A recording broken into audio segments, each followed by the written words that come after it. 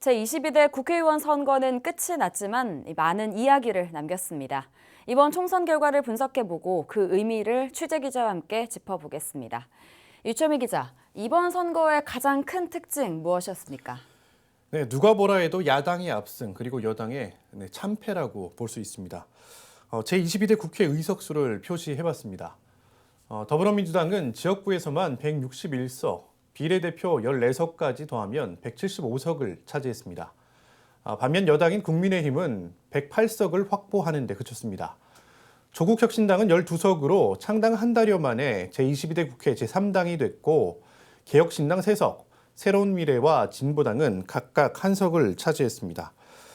네, 범야권의 의석수는 189석으로 모든 법안을 패스트트랙으로 단독 처리할 힘이 생겼습니다. 네. 반면 여당은 대통령 탄핵이나 개헌 저지선을 지켰다는데 만족해야 될 상황이 됐습니다. 네, 이제 전북 지역을 좀 살펴보죠. 역시 더불어민주당의 일방적인 승리였죠. 네, 이변은 없었습니다. 선거 전 각종 여론조사에서도 더불어민주당의 압승이 예상됐는데요. 네, 선거 결과 그대로 드러났습니다. 민주당이 10석 모두를 석권했는데 이는 지난 2004년 치러진 제17대 총선에서 당시 열린우리당이 전북 11석을 모두 차지한 이후 20년 만입니다. 두 선거 모두 탄핵 역풍과 또 정권 심판이라는 바람이 거세게 불었다는 공통점이 있습니다. 다만 2004년엔 열린우리당이 여당이었고 이번엔 민주당이 야당으로 치른 선거라는 점은 아주 큰 차이가 있습니다. 자, 이 같은 바람은 그나마 이변을 기대했었던 전주시 을 선거구에서도 그대로 드러났는데요. 더불어민주당 이성윤 후보가 66.38%를 기록하며 2위 국민의힘 정운천 후보와 무려 40%가 넘는 큰 표차로 당선이 됐습니다.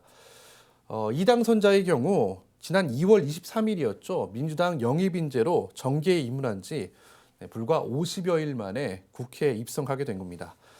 바람이 인물을 이겼다는 평가입니다.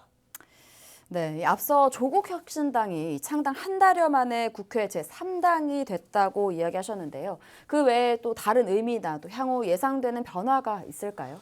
네, 그 조국혁신당은 선거 기간 내내 자신을 쇄빙선으로 그리고 더불어민주당은 항공모함에 비유하며 같은 편이라는 점을 강조해 왔습니다. 실제로도 정권 심판 등의 같은 기치를 내걸고 선거에 임하기도 했는데요. 특히 조국혁신당의 선명성에 환호하는 시민들이 늘면서 선거 전 각종 여론조사에서는 민주당의 위성정당인 더불어민주연합을 압도하는 결과를 보이기도 했습니다.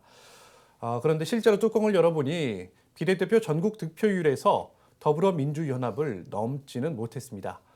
네, 하지만 지자체별로 분석해보면 눈에 띄는 현상이 발견됩니다. 조국 대표의 고향인 부산과 규모가 상대적으로 작은 세종을 제외하면 민주당의 텃밭인 호남에서는 조국혁신당이 더불어민주연합을 이겼습니다.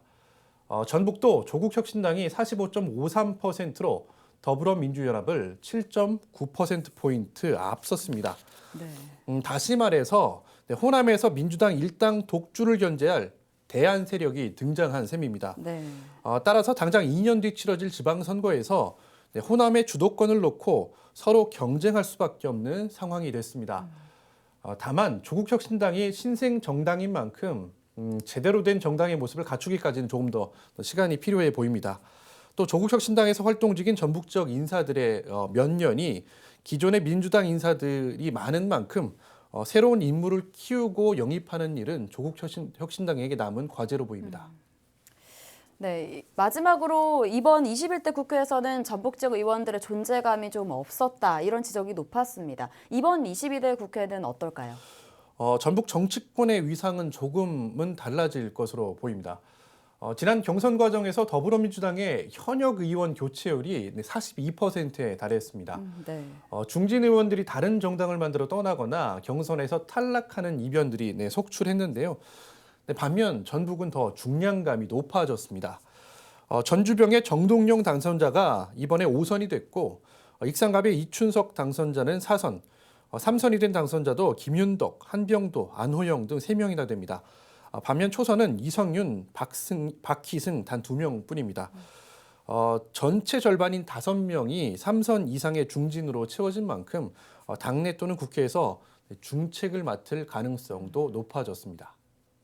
네, 오늘 말씀 여기까지 듣겠습니다. 유철미 기자 수고하셨습니다.